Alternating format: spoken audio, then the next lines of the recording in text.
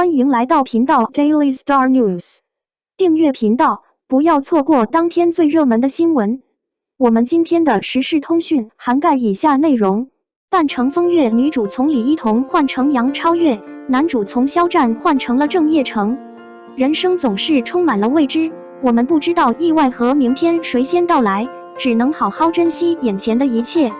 对于影视圈的艺人来说，接戏的时候也是这样的。有很多作品演员一开始是拒绝的，几番周转才确定，而这些作品大多爆红了。比如白宇差点就推掉了《沉默的真相》这部剧，好在他还是演了，这部剧成为热播剧，他的演技也得到肯定。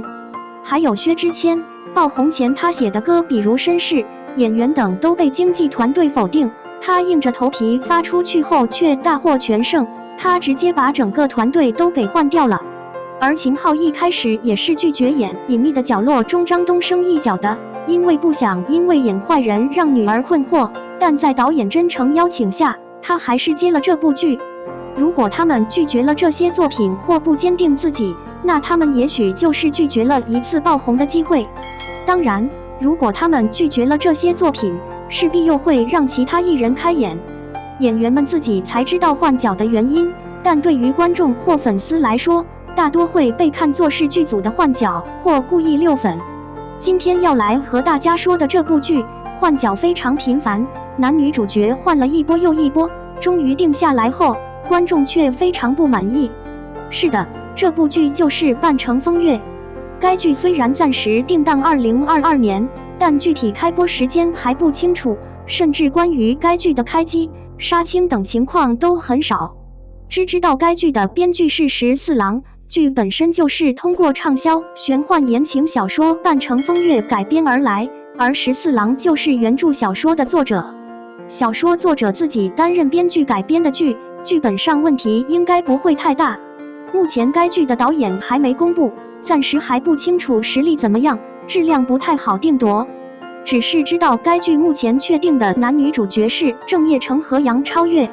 93年出生的郑业成本身就是表演专业毕业，从小就学习京剧武生，为他的影视之路加分不少。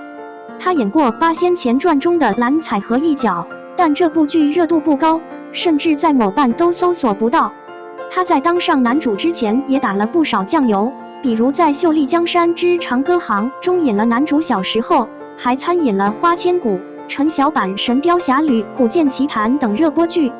他被观众熟知也是因为旺财一角，后来的他资源慢慢变好，演了很多部作品的男主角，比如《画江湖》系列《离人心上》等。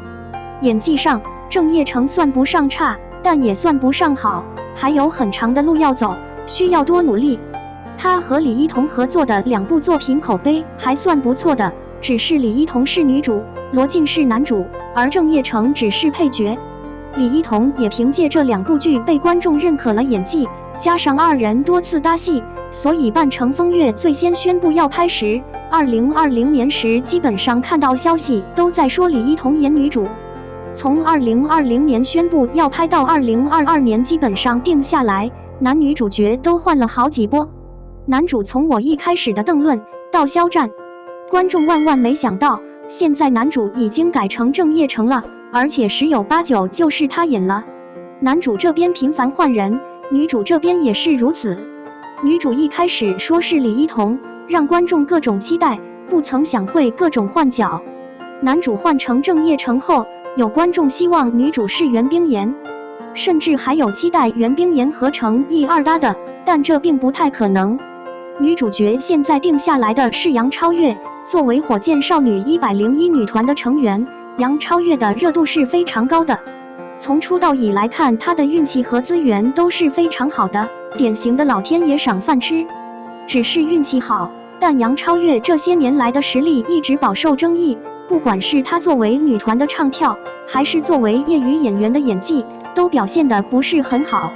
而且《半城风月》是根据小说改编而来的，小说本身就有很多粉丝，她一不小心演不好就很容易遭到原著党的吐槽。这部剧的女主设定是一个美人了，她来自中山之巅，清艳无双，但对待感情却没有什么天赋，平时喜欢喝茶看热闹。性格古怪，乖巧柔顺却又毒舌刻薄，傲慢无礼。直到遇到男主，她的人生开始辉煌起来。论颜值，杨超越的确算得上小美人，但美得不够大气，演小家碧玉的美人岛也还行，也基本上符合角色设定。但要诠释好这个角色，对于杨超越来说还是有难度的。既然角色已经定下来了，还是希望被选定的演员们能全力以赴，好好演。就算一开始不被观众看好，也希望能以优秀的成绩打脸观众。